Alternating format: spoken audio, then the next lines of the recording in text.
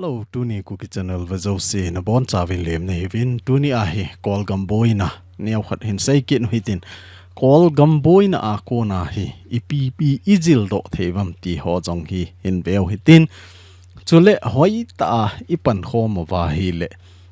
gal izo di wa hi zolel ding ima poi ti hi chi topic mang cha tuni a holim na hin nei kin hitin Kolgam sung hi mi tampin masanga kona request na in ha ball pen o hen comment zo se a jong hi event na hi le Kolgama isopi ho I chan ge hi tam update hin ball loin ti a jong hi mi tampin thodo na hin ball jiwin Kolgam sung hi kum izan ham khat sung hi hung boy a hi tain 2021 February ni khat ni a pana hung boy pana tu ni chan ge ai chi to jing a hi in ahin la Kolgam Boina to eho Boina hi ga te ka lewhan ki bang thim a hi hiza achu tu ni a hi ko ki cha te hi pathinin ilung sit mong win Thil iki jil til na diu ho jong hi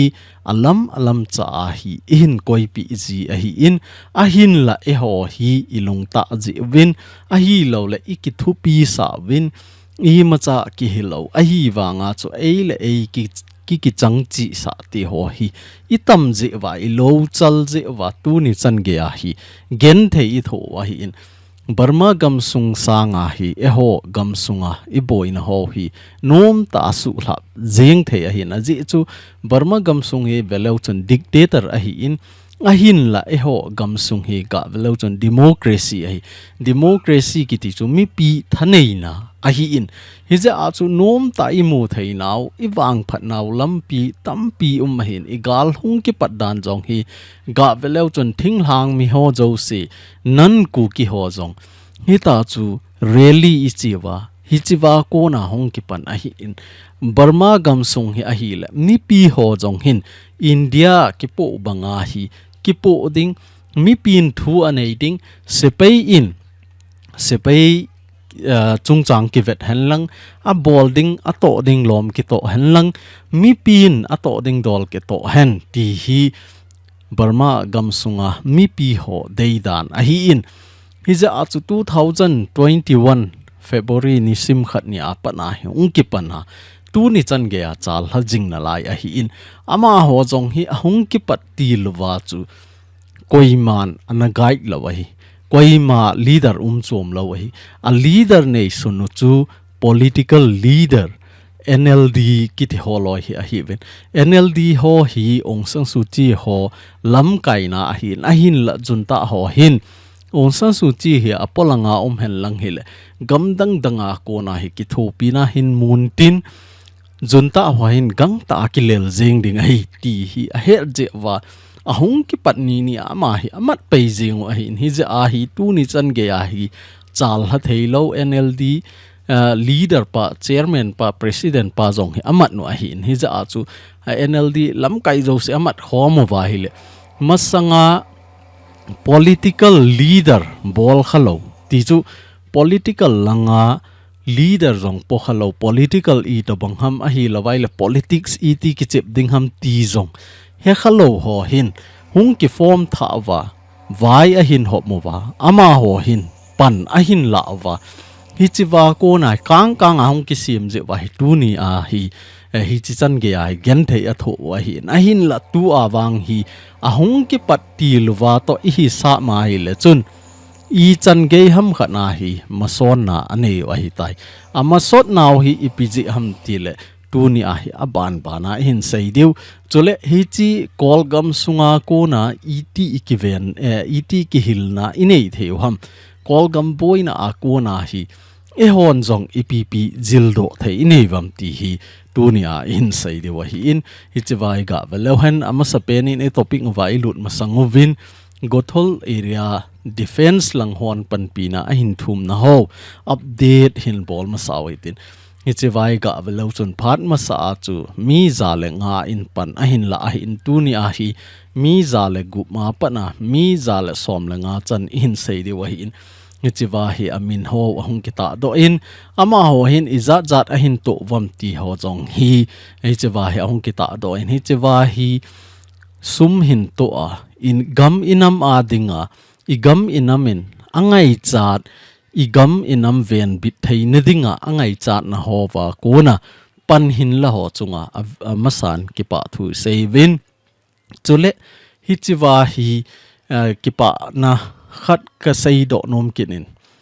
mi tampi hin eima a ipido vin a hin la mi khen khat hin atum be a pan analaki na aloi apai ho hi nga sir anabola aloi apai hi nga pan pi na hin thuma hi ta chu ama hoin collect a hin bolwa ama ho a ko na hi tampi pi a hin thot lut ho loi jong omin hi za chu atum be a hi ta pan anala ho chunga jong hi avelin ki pa thu sei ki no vin tu ni a hi a hin pela a hi ga veleu chun hi chawai sang gup hin pi khat omin hi chawa hi hadasa helam kip gen kiti ama hin sang gup a hin pekinin ama jong hi atu sang loi la a jaw a hi tai ti hi tu ni ai ga he thein divine phone do wa hi in hi chawa hi ga veleu hen api sang pen hi tu a hi mi thum hing hling ven project ma sa chu mi som le ge lang I hlin no a hi in a hin la tu chungai mi thum bo I movin sanga chung lang hin pe mi thum bo I movin lam khulun chongloi and family a hi in aban le helam kip gen aman sang gup a hin pe in ke tungnung and family ke tungnung te hi project inei si ula ma in sang som ni noi to kha lo hi ti jong hi avela ka hin pon do ke a hi in chiwa hi ga veleu hen inam igama dinga tu ni chan ge a I na chi over front line a pangbanga ikigel wa hi chiwa sum in to je win avelin nang ho chunga ki pa thu ken sein chule tu ni a hi chi video hen ve ho jo se India gam dinga tu ni a hi 78 Independence Day a hi in a bon chawin Happy Independence Day ka hin bol kenin chibai ka hin bolin aban le hi chiwa pan hin lanai lo ho tu ni chan ge a pan hin lanai lo hon pan ila nom wa hi le hi chiwa hi GPay number a hi in bank account detail abona hi chiwa hi akikoin hi chiwa ko na hi pan ila the wa hi in hi chi I project ngo hi apart short be se talo a hi in hung ki kha wa ding a hi ta in hi ja chu apang nai lo hon jong pan lago hi tin nung teng le ikisi lo na diwa hi chiwa hi pan ila so ke divin avelin ka hin tem kinin pan ihin la zo wa hi chiwa hi sum hin to zo teng le hi chi number a ko na hi screenshot I bolwa WhatsApp ma in thot diu hizat ka to in kamin hi chi a hi ti ho jong hi I hung ki sei diwa avelin ka hin tem kinen kanam MITE ho hi chi chung changa hi niau cha ga sei beleng hi chiwa hi project ki nei hi Gothol Area Defense Committee ho hin muwan lai apoi moji wa hi chiwa hi hon cho pi hi ti jong a hi di po hi jong le ama hon hi chi to bang project anei ne chung wa I hon jong ki tho pi hi tin a hi the ai le inam igamin in igam inam ven bit na dinga apoi mo ho chu e ho dinga poi mo a hi in hi ja chu hi chiwa hi hon jong pan lao hi tin su bul hit pi hi tin igam inam hoita aven bit theiwa inam se pai ho aki hu hin theina ding ti a hi in gal ahung uma e ho inam MITE ho ahung thi tiang le hin ipo na so ke wa hin hi ja chu hi chi ho a ko na ki hui do theina ding hi chi ho a ko na ki ven do theina ding ti a chu hi chi wa hi pan kila hin mun chom choma thu ja chom chom jong le hi chilang hi ki tup ta a ki vai ho mo wa tu le tu a jong hi CRPF tampi ahung ki tol lut nu vin hi chilang hi ahin tum kha de ham ti jong hi gin monalin ta ki nei a hi in hi ja chu a hi thei chana pan lao hi tin inam sipai hovin boulder agat na chung wa hi hoi ta pan ala theine device tu ni akanam MITE hon jong pan ila so ke divin avelin kain tem kin na hi tu hin e topic ngwa lut kin hoi tin Burma gam boina hin seu hi tin chu zo ting le I gam sungu wa hi ET pan ila wa amuna hi hon attack ga ki ball hi zong le ET attack e ball theu ham na agal si se a hi attack bowling a hi po in Manipur government noya ka tapo vi ti vet sa na a hi ET attack e ball de ham ti ho jong hi neo cha tu ni a in sei phong diu hi tin bol le hen et government pressure e bol thei diu ham ti neo khat ho jong hin sei diu hi in tu le tu a hi Burma gam boina hi chi la jinga KNU a hi in hi chi ethnic arm group za chom chom hi Burma gam sung jong hi e ho ku ki cha te to bang hi hi ja a chu hi chi Burma gam boina Akon hi Jildoh Thei Tampi au mekati na chu hi Burma gam sunga jong hi ethnic arm organization hi izat ham khat hi som walang hi ichilaila iga het thei diula hat deu ho chu wa army ho hi ven aban le KNU ho hi ven KIA ho hi ven aban le CNA hi in Kareni army ho na azat tom kit hi in aban le hi chilanga AA ho Arkhain army kiti holoi hi che holoi hi ven hi che holoi chu neu cha ethnic arm organization la jong hi mi het thei dol a hi lawai alien deu a hi in hi chi bana chu in zawai ga sayu KNU kiti hi KNU ho hin a hop tampi hin ama hoi cheng thang a hin ti su ama ho tribe ho hi mun chom choma cheng a hi je wa chu ama ho kiloi khom na KNU no ya jong hi a branch tampi hin kareni ho hi tampi hin hi ta hi pan ala wa agama hi pan ala wa hin ahin la tu ni a hi chi ethnic arm organization hi hen gal hung ki patna ko na hung ki phu do PDF atiu People Defense Force ti a hi NUG noya hi chi ain phu do wa gal ahin sa no hin ti chu hi chi I het thiam na deu khatna chu NUG ki thi ho hi e hon ku ki in pi ti a inei to bang wa hi ama hon jong hi ta chu NUG a phu a hi in hi chi NUG hin izakai ethnic arm organization ho hi nga hi hen a hi lo la PDF ho hi jong le hi choi control a bol a hi in a hin la hi chi ethnic arm organization hoi ama hoin affiliate ti chu neu cha ki job mat na nei tho a hi in hi jong le hi chi NUG army ta cho hi le PDF ho hi a hi ti hi het khan thein diwa ethnic arm organization le PDF ho het khan thein diwa in se wa hin tu a jong hi ethnic arm organization le PDF ho e ho VV ho le SOO ho neu ki tho khom wa hi ta pan ila ta bang wa ama hon jong pan ala wa amuna hi city towns ti ho hi Boina hi capture ahin bolwa junta ho kem hi apan bana hi ahin la jingwa hin tu a jong hi power supply langa jong hi nasata gen theina atu taweti ahin government chun a gam sunga power supply hoita a function sa dingai le chun tax api ngai a hi in hi chi tax beya chu power theilo a hi in hi chi Burma gam sunga jong hi power line electricity ho hi China gama ko na hong loi a hi lawai le Thailand company a ko na hong ho loi hin function a bol hin ama hoin a chalai a hin hi chi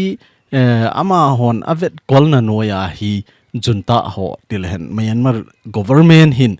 sum api a hita chu a gam sungu wa hi power supply ho jong api o hi in a hin la township izat ham khat city izat ham khat capital izat ham khat hi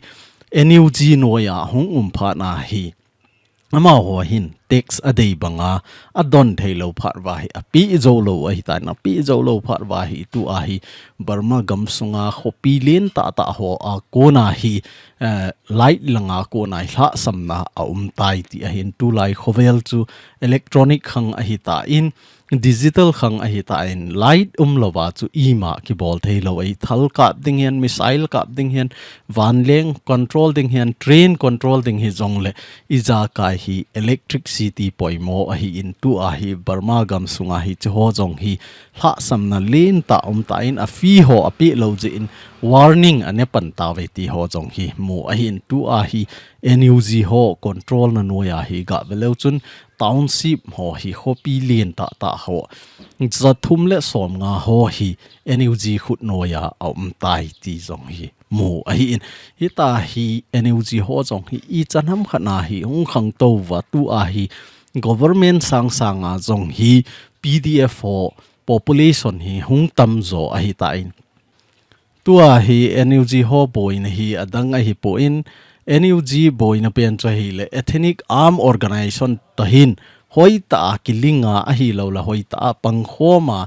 vai an hop lo je wa hi PDF hon alone ho zong hi ethnic arm organization ho hin KHOGAM hi ti a hi PDF ho hi pedo di lova ama hoin ato phau a hi in phat ma sa zong chu in amu a hi in KIA ho le TNLA ho nasata in anaki boy yun anaki no to veti ho jong chu mu a hi in e ho banga hi ama ho jong hin ama gam kai ama state ho hi control a bol jing na lai wa hi in hi chi control a bol ji wa hi a chang le ethnic arm organization te ni ki ka a boina hungum ting le NUG in jong vai hop dan a thip ji lo e vai hop dan a het ji lo hi chi to banga chu tu ni a jong hi e ho gam sung jong hi tho a hi in tu a jong hi in pi ho hin control hoi ta hin bol tingule ethnic arm organization e ho sunga SOO ho hin hoi ta hi chi ho chu a hin pompi lo ting le hin in pi jong a function ding banga hi function thei lo hi ti chu neu cha iga het thim na divine se wa hin a hin la Burma gam sunga wang hi tu le tu a hi junta ho control na no ya hi city hi hen capital hi jong la LHOM zo hi junta ho khut no ya hi in atam zo pi wang hi NUG no ya hi tai hita hi hong chal pe ai le chun ama ho kigin chat da na wang hi 2025 ting le wang hi Myanmar gam sunga abon cha a hi democracy hong ding a hi tai ti a hi kinep na lin ta ne ya PDF o jong hin pan ala jing o hi ti chu niau cha Burma gam sunga boina na ho niau khat update in bol thei ho a hi in Burma gam sung hi hoi ta in ga veleu chun tu le tu a hi ama state na hi pan la so ke hi win bago reason to hi chiwa ni pinto ti hi to Yangon kiti na lang ho bo hi tu le tu a hi junta ho khut na a hi in alin zo hi atam zo pi hi tu le tu a hi ethnic arm organization hon vai a hop na wa hi chilang side ho hi ga veleu chun KNU in vai a hop na a hi in hi chilang he a hi le KIA in vai a hop na a hi kit ni chi sagain region ho jong hi KIA ho jong pangu a hi in a ban le ho KNB ho pan na ho jong chu hi chilai la ho hi a hi ti chu neu cha he thein divine se wa hi na e ho hi tu a hi Burma Manipur gam sung hi boy hi henlang KNB hi hoi ta ki thopi theile wang chu sagain region jo si jong hi e ho khut no ya i koi theu a hi na hin la ai wang se na khat no hi aninga Bangladesh lang hi hen Kolgam lang hi hen India gam sung hi jong le ku ki cha te I chen na zo si wa I boy ji wa hi a ki thopi thei ki lo wa hi ta hi I pan na mun chi a hi pan ki la a hi in nga ban le hi chilanga hi CNA ho hat na hi kinin rakhain ho hat na chu hi chelai la hi a hin a hoti ai le chun a on na ka hi chelai a on na ka bo hi chun ta hon control a bol hi a hi le hi chi Burma gam boina a ko na hi EPP Jildoh theivam ti le Kolgam boina a ko na Jildoh thei ho hi a hi le ki loi khom na khat bo anei naw hi chi hi Jildoh thei hi ti chu ama hon chong masanga chu ethnic arm organization Tampi ananei saw awmi ahin la government do ta ding ahin ti buwa PDF ahin phu do wa chu ama ho hin NUG no ya hi vai ahin hop mo ahin e hon jong hi chi to banga chu Manipur gam sunga hi atum be a administration ne yu hi te atum be a ke vai hop na ne yu hi ti wa hi le chun NUG Burma gam sunga aki phu banga hi kiloi khom na khat inei diu hi chi kiloi khom na chu Burma gam sunga ethnic arm organization hon asu boy ji bangwa hi isu boy lo na diwa chu e ho langa SOO ho jong hin hoi tai kiloi khom naw chu ipomo ngai NUG banga hi in pi hoi ta pan ila sa diu in pin hoi ta vai a hin hop ngai a hi chi ting le chun I to I them ho zo se ki kilung to in tin koima aki nil a hi lo la aki dang a hi lo le ho ka a ki boina ti HOHI hung talo ding hi aban le mi zo se hin tu a hi nam se pai hoi support a bol a hi in tu le tu a jong hi a thing bet na e ho sunga jong hi ki seile SOO ho sanga hi VV ho KVV itiu ham a hi lo le VV itiu ham ho hi tu le tu a hi mi pin ki ha support zo a hi in hi za a zo a hi the ai le in pin jong a focus ding to a hi le KVV ho hi hoi ta support a bol wa muntina i volunteer ho hi CM hoi ding pan khom ding pan la khom ding hi chilanga hi ipi thil so omam a hi lo le not langa i tabang thil so omam ti ho hi mun khana control i bol go de wa hi cho control i bol thelo lai seva nang ma gam kai lang nang kangui lang nang lam kalang nang ting no pal lang ti a hi ki khen jeng vai le chun hi chi sanga hi i boy deu a hi in tu a hi niau khat mi tampin question i do cho a hi le mail hi ho hin attack i bol lovin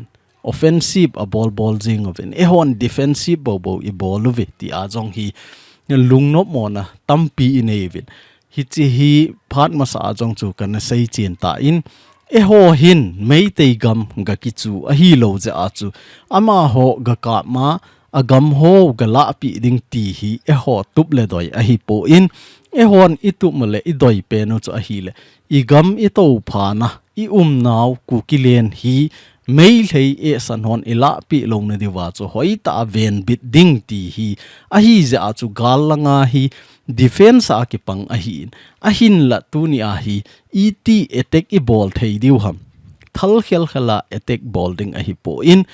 government khat noya i hin alive in Manipur government noya i hi vin hi chiwa ko na hi atuma ki vai po ta wing a separate administration muding nei pi vin ti a hi ki phin na inei ta wa tu a hi physical ta hoi ta ki khen na inei wa ku ki cha ten i to pha na gam ho wa hoi ta i hi ta vai le chun mei te to buffer zone tu a center in ICMP ho hi a hi thei le lam len hi ta a hi lo le ki jot mat na ho lam pi ho hi a hi thei le gate hoi ta ki sim ding hi chiwa hi attack i bol thei wa hi lam len hoi ta gate ikisim wa hi chilang hi ku kilen a hi tai hi chilang mail hei gam a hi tai ti hi hoi ta phot chet na ho a hi i bol diu isim mobile hi chu government attack i bol now political ta attack ki bol hi chu a thalla ga ka ma agam ga ki chu a hi poin ka gam hi chi hi ke ho gam a hi tai nang ho gam a hi poi a hin la tu ni apa na ke hon rang atuma ki vai pu na government ka nei ta win hi chi hi ke ho gam hi ti hi I het sa deu hi che ho a hi political ta hi attack e bol deu hi physical ta ama ho gam ga ka ma ami ga tha a gam gala pi ding a hi po in political ta hi aphat chenga pressure pi deu aphat chenga angai ma ho a hi lawai le e ho gam a hi na ho hi aphot chit na ho hi I bowling deu hi che ho I bol wa jong hi boina hung pon ti na hi lo chu thal ka kap sanga jong na sa deu agamu ga kilapi sanga jong na sa deu hi tu ni a ku ki cha ten hi che ho hi I bol wa political ta hi aphat chenga pressure I bol wa aphat chenga hi attack I bol thewa hi hi chi I bol deu I gam ho hi hoi tai ven bit deu gate ho a hi the ai le ku ki army ka hi thi ho si hin pan ila wa check post hoi tai bol deu nupi ho to ngai ta lo pasal hang san ho I to sa deu hi chi wa hi pasal hang san hon hoi ta hin gat no vai le hi chi zong hi e hon attack I bol na khanu hung hin tin government pressure I bol now jong hung hi ding hi ti chu tu ni neu cha hin sei no ma hi in ATM khana nang hon lunggel na neu jong le komena hin bol win lang hi cho jong cho akit ting le hin sei ki de wa hi he team so ke de ta sanin tu ni a hi hoi ta pan khom wa hi le zolel ding I ma cha poi ti hi kanami te ho a chaina a ka hin vai la hin tin tu ni ku ki channel ve zo se na chung win ka ki pa in na bon chawin pathin in phathei na bo jing taw han